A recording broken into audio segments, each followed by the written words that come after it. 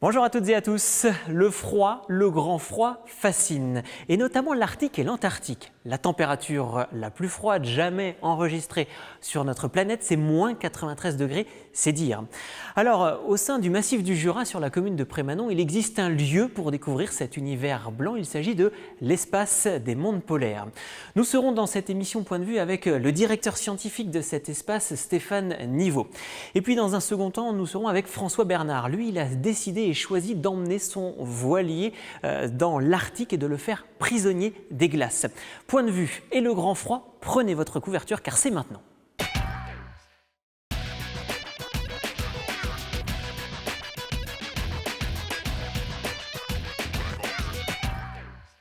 L'espace des mondes polaires s'est ouvert en 2017. En toile de fond de ce site ici, évidemment, un grand explorateur français, c'est Paul-Émile Victor.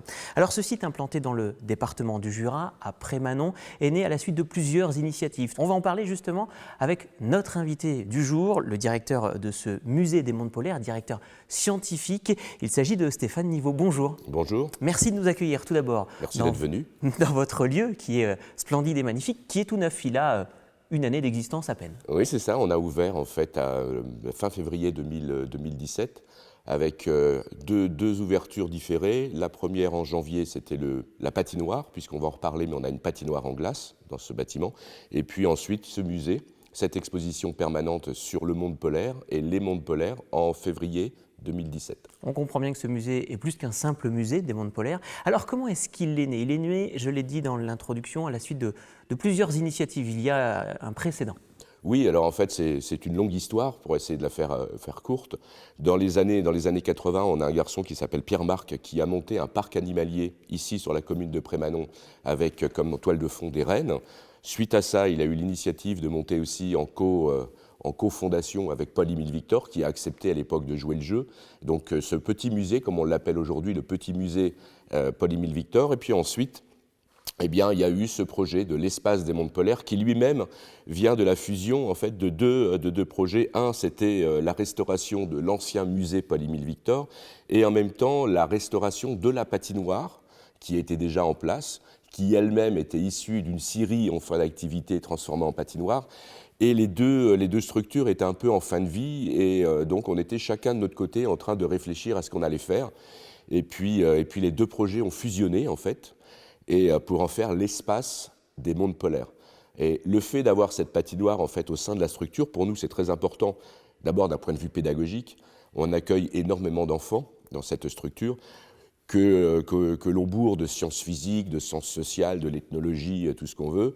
Et puis à un moment donné, ils n'en peuvent plus. Et du coup, on utilise la patinoire en guise de banquise pour aller se défouler sur la glace. Une espèce de récréation. Une espèce de récréation, mais en toile de fond, on a toujours un apprentissage et une médiation qui est proposé. Alors après, évidemment, on a les familles. Ça permet aux familles, les uns vont à la patinoire et les autres vont au musée et puis se retrouvent après. Parlons de Paul-Émile Victor. Alors on sait que c'était un grand explorateur français qui a notamment été du côté des pôles. Mais est-ce qu'on peut rappeler deux, trois grandes lignes de sa vie, puisqu'il a vécu avec les Esquimaux? Un petit point de détail, c'est un grand explorateur polaire jurassien. C'est ça. Parce que ça explique aussi pourquoi on a ce bâtiment ici, pourquoi on a eu le musée aussi ici dans le Jura, même si c'est une initiative privée il y a maintenant une trentaine d'années. Mais on a aussi, et c'est fondamental, l'histoire de Paul-Émile Victor, qui avait ses parents qui vivaient à Saint-Claude. Vous avez une usine de stylos et de pipes avant de déménager avec leur usine à Lons-le-Saunier. Donc Paul-Émile Victor, même à la fin de sa vie, quand il habitait à Bora Bora, ça fait partie aussi de l'histoire de ce personnage, eh bien racontait encore son Jura natal, l'odeur des sapins, et il écrivait là-dessus. Donc jusqu'à la fin de sa vie, il a eu en souvenir eh bien, son territoire de naissance, qui est le Jura. En fait, je pense qu'il a eu une vraie passion pour le froid, mais une passion un peu provoquée.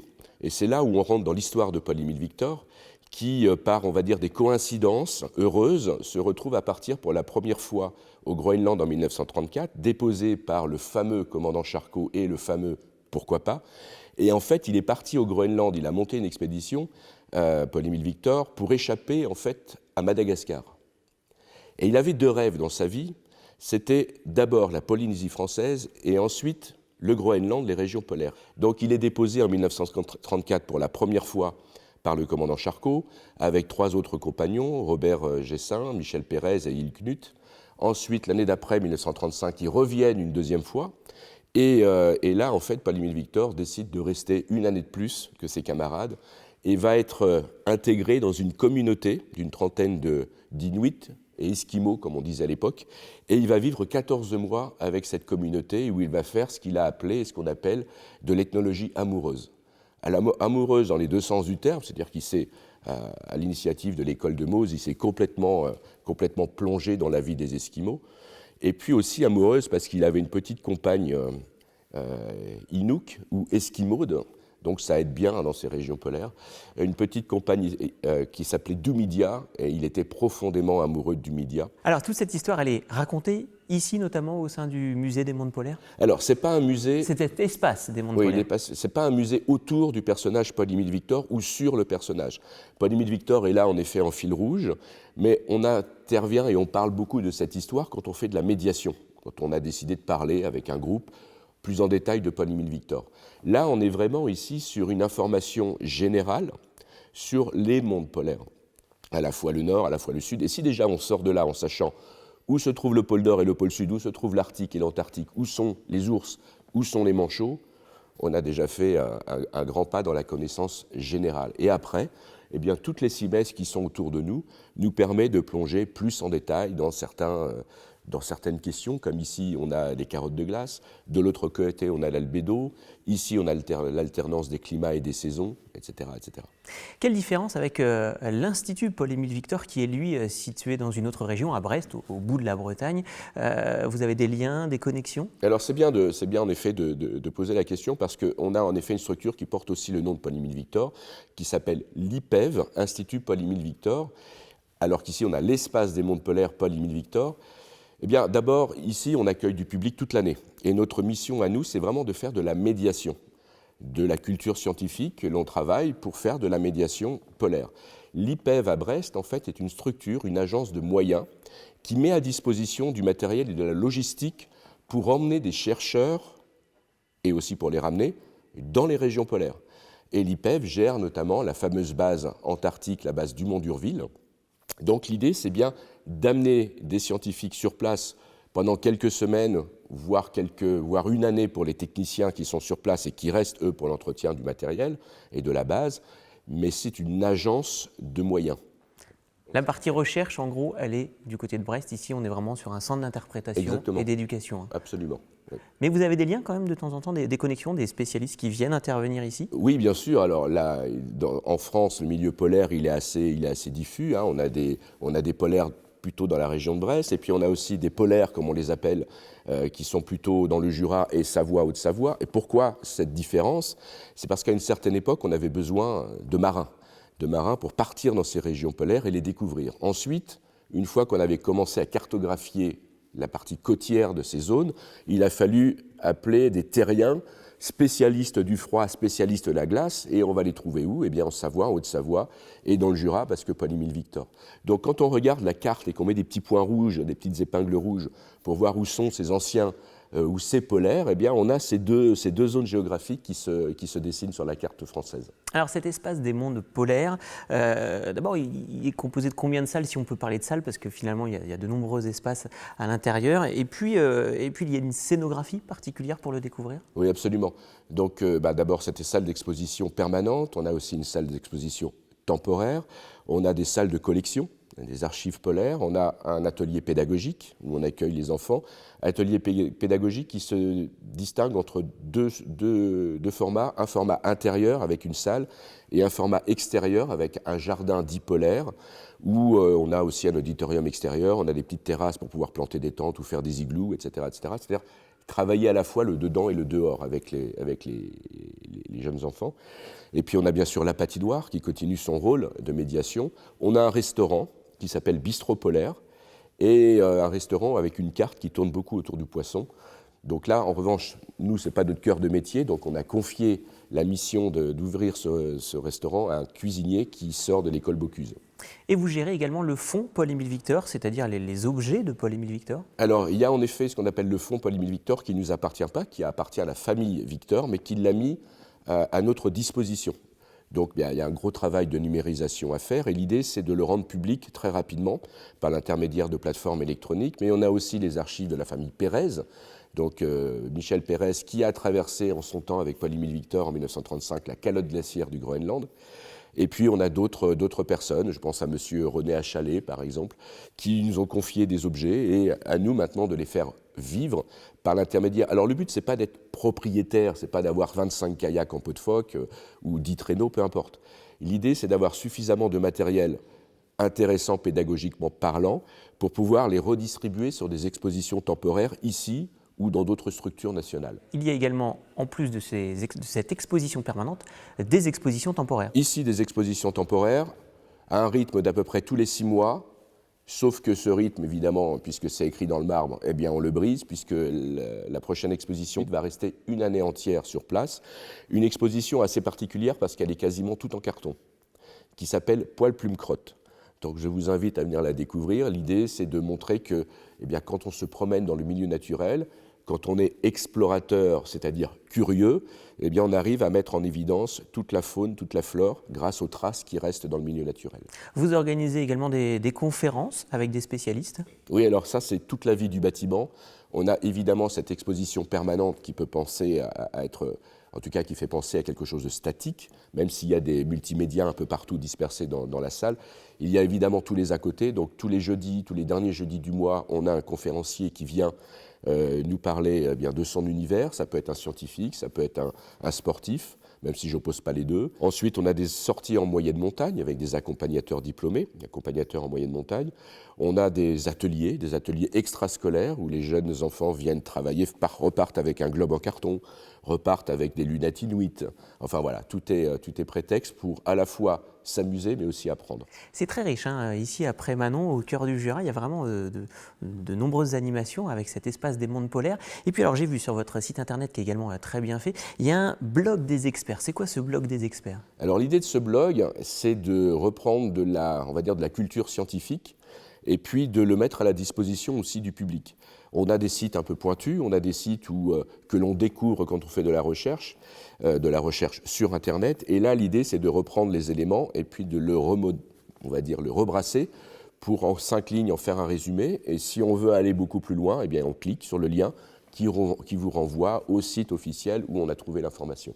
Alors, si l'on souhaite maintenant venir visiter cet espace des mondes polaires, quelles sont finalement vos périodes ou vos dates d'ouverture dans la saison ou dans l'année? Alors, je dirais déjà que c'est une bonne idée de venir. Ensuite, parce qu'il y a le village, il y a la station des Rousses et puis ici, à l'intérieur du bâtiment.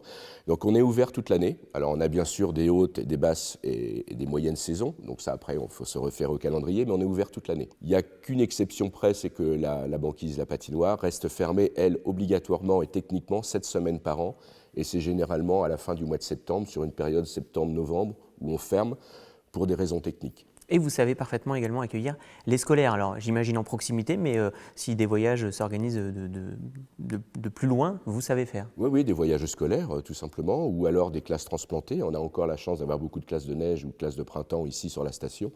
Et l'espace des mondes polaires, qui aujourd'hui, le polaire est devenu un sujet dans les programmes scolaires. Et donc, c'est l'occasion de rentrer peut-être un peu plus en détail. On le fait ici, dans cette salle, mais on le fait aussi de manière thématique à la demande des enseignants. Pour terminer, on pourrait envisager une connexion avec la base française du Mont d'Urville, justement, du côté d'un des pôles, ou Concordia, qui est aussi une base franco-italienne. Oui.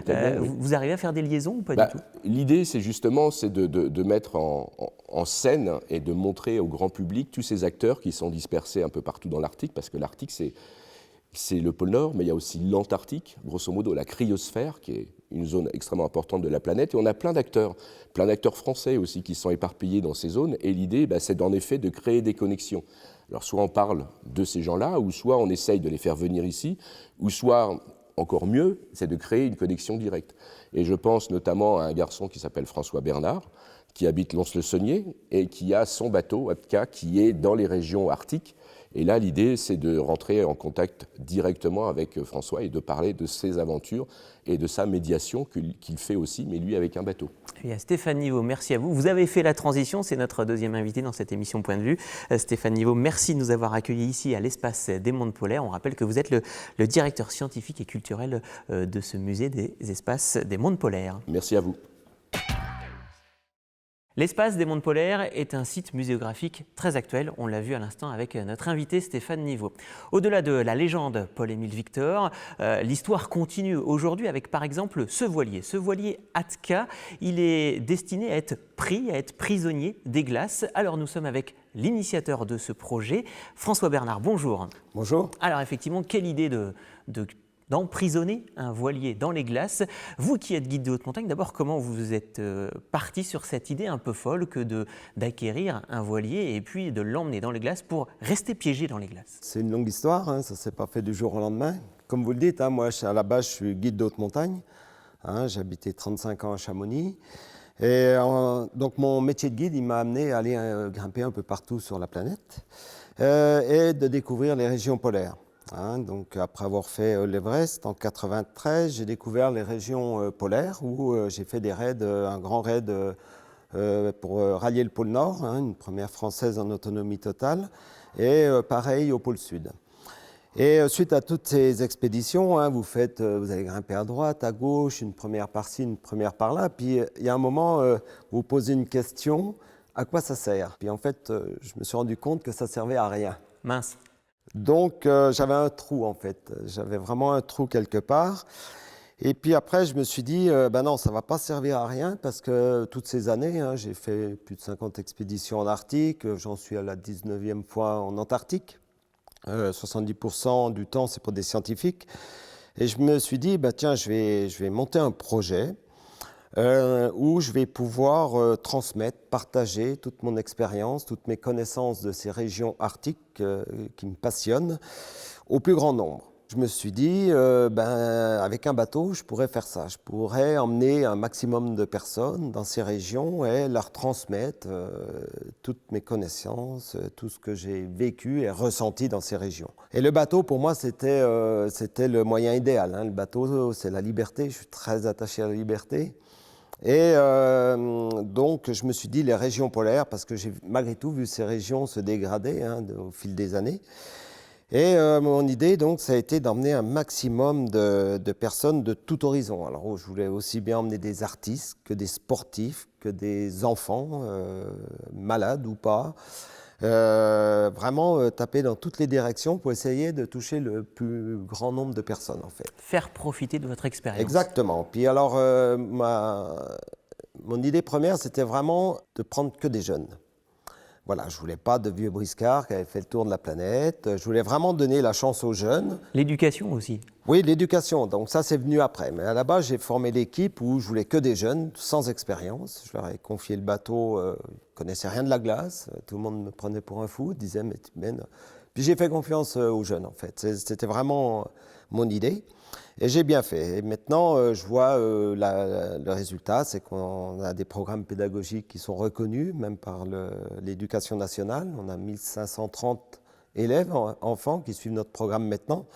Donc maintenant, je suis très satisfait parce que j'ai pu mettre tout ça en route et j'ai vraiment une équipe de jeunes qui me suit à 200%. Ce programme, Atka, on va appeler ça carrément un programme, c'est plus qu'un projet, c'est un programme. C'est d'abord donc un bateau spécifique. C'est un bateau, un voilier, mais qui est vraiment fait pour aller dans les glaces. Hein. Il a une double coque, c'est un bateau qui est renforcé, on peut le laisser prendre dans la glace. Il ne va pas se casser. Il ne va pas se casser, hein. Sa coque a une forme très arrondie dessous, si bien qu'il se soulève. Il a une double coque avec une bonne isolation à l'intérieur. Il n'est pas très grand, donc il peut se faufiler au milieu de la banquise très facilement. Il peut accueillir combien de personnes? Entre 6 et 7. Ouais, c'est vraiment petit, oui, modeste. C'est petit, mais alors l'idée, là, sur la première expédition 2015-2016, hein, qui a duré 18 mois au Groenland, il y a quand même plus de 120 personnes qui sont passées à bord. Donc il y a des espèces de rotation. Voilà, c'est ça. En fait, c'est plein de projets dans un projet. Chaque personne qui va là-bas ne vient pas en vacances. C'est des gens qui me soumettent des projets. Et puis que si le projet me paraît intéressant, cohérent, et ben donc ils viennent sur le bateau. Donc je tiens à préciser hein, qu'on est une association d'intérêt général, donc c'est que du bénévolat, ça peut marcher que comme ça. Et tous les gens qui viennent, ils payent leur déplacement. Donc ils se débrouillent pour trouver de l'argent pour leur déplacement. Et après, moi, je les prends en charge sur le bateau et ils font leur projet. Et après, l'idée, c'est que ce projet, ils servent. C'est pas pour que ça reste dans nos ordinateurs et tout. Donc le but après, eux, donc les sportifs vont en parler dans leur milieu sportif, ce qu'ils ont fait. On essaie de communiquer à fond là-dessus. Les musiciens, ils font des chansons qui parlent du Groenland, tout ça par rapport aux régions polaires et avec toujours un fil rouge un peu sur l'environnement. Ah, je vous dis stop quand même, parce qu'on a entendu des choses un peu particulières. Des sportifs, d'accord, mais alors des musiciens. Alors, on va parler en détail, on va prendre quelques exemples de ce projet ATKA 1 et ce premier voyage qui s'est donc déroulé avec 150 personnes. Vous avez accueilli donc des musiciens sur le bateau? Oui, mais on n'a pas accueilli que des musiciens, on a aussi accueilli des magiciens, des magiciens, des jongleurs, des gens qui faisaient des bulles. On est loin de la science. On est loin de la science. Mais ouais. pour lancer le premier projet, je n'ai pas fait de science. Je ne voulais pas faire de la pseudo-science qui ne sert pas à grand-chose. Voilà. La science, c'est où on fait vraiment de la science. Mais la pseudo-science, pour avoir une excuse pour trouver du financement, je n'adhère pas à ça. D'accord. Donc là, voilà. Et en plus, je me dis, voilà, on a emmené des gens qui faisaient des bulles, des gens qui faisaient des tours de magie, tout ça en échange avec le Groenland, avec les Groenlandais. Et tout ça, on a fait un film. Et il y a un moment, je me dis, mais pourquoi on n'aurait pas le droit aussi de toujours de ne pas rêver un peu là-dessus, quoi, en emmenant vraiment un projet complètement un peu utopique, j'avoue. Mais qu'est-ce qu'il en ressort quand même quand on emmène des magiciens, des musiciens et des grands noms, J'ai cru voir que vous aviez emmené Sanseverino, par exemple. Oui, Sanseverino est venu. Donc Sanseverino, alors le deal, c'était qu'il vienne, qu'il fasse de la musique et qu'il aille jouer dans les maisons au Groenland. Et il a fait un petit concert. C'est un échange culturel derrière ? Exactement, c'est un échange culturel. Et puis après, là, pareil, donc quand il est rentré, il en a parlé dans son milieu. Moi, c'est pour parler de cette culture, de ces régions. Et l'idée, c'est vraiment, tout a été filmé, enregistré. Et après, on a fait un documentaire. Et ce documentaire, moi, je le voulais beau. J'ai eu la chance d'avoir Sarah Delben, la réalisatrice, qui nous a fait un 52 minutes, qui touche beaucoup. Il a très, très bien marché dans les festivals. Il circule toujours. Et donc, les gens sont touchés par ce côté humaniste de ce projet. Ils se retrouvent beaucoup, surtout avec les temps qui courent aujourd'hui, en fait. Si je vous comprends bien, maintenant vous dites, voilà, le Groenland, on connaît, la science a peut-être encore des choses à chercher, mais globalement on connaît les peuples. Il est temps maintenant d'échanger et d'avoir des rapports soit sociaux, soit culturels avec ces peuples du Groenland. Puis c'est de montrer quand même ces belles régions, c'est aussi ça. Je ne sais pas si vous avez vu le film, mais c'est vraiment montrer des belles images. Parce que ce que je voulais aussi, c'est que les gens voient la beauté de ces régions. Tout simplement parce que je me dis, c'est un pur bijou qui se dégrade. Et si on montre des belles choses, c'est comme quand on offre un beau bijou à une femme, elle va y faire attention. Et le Groenland, ces régions polaires, c'est vraiment un pur bijou et il faut y faire attention. L'histoire ne s'arrête pas. Le projet ATKA 1, ça y est, c'est bouclé, c'est terminé. Oui, c'est terminé, non pas sans peine, en 2016. Mais vous redémarrez. Oui, voilà. Donc là, on est reparti pareil. C'est un peu sur le même principe. Mais là, par contre, on a mis un gros accent sur la science. Parce que malgré tout, je reviens à ce que je fais beaucoup. Et donc là, on a, avec le Swiss Polar Institute et l'Institut Laval de Québec, on a un gros programme sur le microplastique, sur les copépodes et sur les sédiments. Donc là, on a équipé le bateau, on l'a quand même pas mal transformé pour pouvoir tirer des filets en surface. Après, on plonge des filets et des sondes qui vont à 150 mètres de profondeur. Et ensuite, on a une pelle et on récolte aussi du sédiment. Tout ça, donc, pour le microplastique, c'est une pollution invisible à l'œil nu, mais qui se répand même en Arctique, malheureusement. Ensuite, sur les copépodes, parce qu'en fait, avec le réchauffement climatique, il y a plein de changements dans tout ça. Et donc, les scientifiques, là, ils travaillent, il y a plusieurs sortes de copépodes, une au nord, une plus au sud. Et on pense qu'ils s'hybrident entre eux maintenant. Donc, c'est pour travailler sur l'ADN. Donc, tous les copépodes qu'on récupère, on les met ou dans de l'éthanol ou dans du formol, dans des produits pour les conserver, pour après être analysés en laboratoire, de même que les sédiments.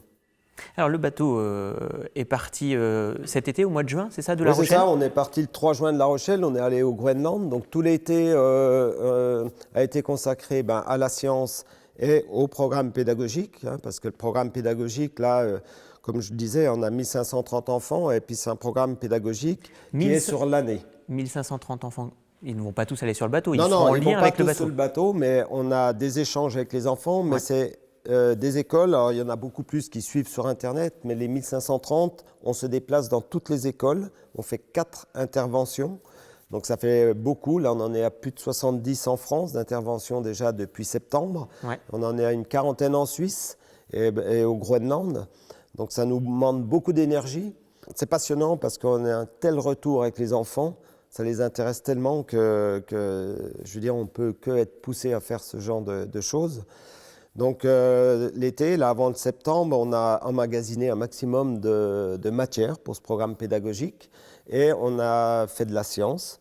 Donc là, maintenant, après, il y a eu octobre-novembre. Là, c'est la phase où le bateau se fait prendre dans la glasse. Donc là, il est pris dans la glace Voilà, là, actuellement. il est pris dans la glace. Donc il y a 7 personnes qui sont un peu isolées du monde. Exactement, mais ils sont restés à 2 pendant 2 mois, octobre-novembre, parce que là, c'est compliqué. Hein. Puis j'aime autant qu'il n'y ait pas trop de personnes, donc il n'y avait que 2 marins. Et là, ils ont attendu que la glace gèle pour que le bateau soit pris dans la glace. Donc là, il ne se passait rien sur le bateau à part la mise en glace. Par contre, là, c'est là où on faisait beaucoup d'interventions, mais on fait aussi bien aussi les EHPAD, hein, les maisons de retraite, que les prisons. Donc là, nous, tout le reste de l'équipe, on est sans arrêt en intervention dans toutes ces structures. Et là maintenant, depuis 3 jours maintenant, parce que comme le bateau est bloqué tout l'hiver, là la science est en stand-by, à part les relevés classiques, température, vent, tout ça. Mais donc là, moi je tiens absolument à continuer ce programme artistique. Donc là, ils vont, par exemple, Baptiste, hein, qui reste lui tout l'hiver, c'est le capitaine du bateau, hein, qui s'occupe de lui tout l'hiver. Il va rester 7 mois pris dans la glace. Et il joue de la guitare, donc là, ça fait depuis le début, depuis le mois d'octobre, qu'il donne des cours aux enfants du village de Rahatsut. Mais c'est loin du coup, comment il fait? Ouais, Il va à il pied? faut, à pied, il faut entre 30 et 40 minutes. Ouais. Voilà, donc le village n'est pas trop loin, et il y a une petite école. Et donc, il a donné des cours de guitare en apprenant un morceau groenlandais et français. Et puis là, les musiciens, tout ça pour faire un petit concert à la fin. C'est vraiment un échange culturel de musique, là, vraiment. Pareil, tout est filmé, enregistré. Et là, Anne-Claire aussi a rejoint le bateau et elle donne les cours, elle fait les interventions pour l'école du village là-bas. Et en échange avec, bien sûr, elle alimente toujours ce programme pédagogique qui est très complet. Ce programme et ce voyage ATK2, c'est jusqu'en 2020. Est-ce qu'on peut encore vous contacter et se porter candidat pour embarquer? Là, c'est quand même bien complet. Hein, surtout que suite à notre travail de cet été, là, c'est une belle reconnaissance pour notre travail parce qu'en fait, on a été réquisitionné, entre guillemets, pour faire de la science pour un projet international qui s'appelle GLACE. Ce projet, c'est faire le tour du Groenland avec des brise-glaces. Et puis, ils nous ont demandé, avec 4K, vu que ça marche très bien, ils sont très contents de ce qu'on a fait au niveau de la science en microplastique, pendant les 4 mois de l'été prochain, de faire un état des lieux sur le microplastique de toute la côte sud et ouest du Groenland. Donc on là, va se consacrer à ça pendant 4 mois. Tous les projets sont pleins et il faudrait attendre un voyage ATK 3 pour envisager de nouveaux programmes. C'est ça l'histoire maintenant. Voilà, c'est ça. Parce que ça a été dur de lancer la machine, maintenant ça va un peu mieux et maintenant il ne faut pas que ça s'arrête. Donc après on se pose la question, est-ce qu'on le laisse encore l'hiver prochain là-bas Après c'est aussi une histoire de budget tout ça, parce que moi là en ce moment je ne suis pas sur le bateau mais je suis à la recherche de financement comme tout le monde partout. Et donc, on verra ce qui se passera, mais ça ne va pas s'arrêter là, c'est sûr. Oui. Merci à vous, François Bernard. On rappelle, vous êtes guide de haute montagne, mais surtout l'initiateur de ce projet ATK, avec ce bateau qui est donc pris dans les glaces pour toute la période hivernale. Merci à vous, François Bernard. Merci. Point de vue et le froid ici dans l'espace des mondes polaires à Prémanon dans le Jura, c'est terminé pour aujourd'hui. Pour revoir avec grand plaisir cette émission, direction notre site internet montblanclive.com. En attendant, on se retrouve la semaine prochaine et puis d'ici là, bonne session en montagne à vous.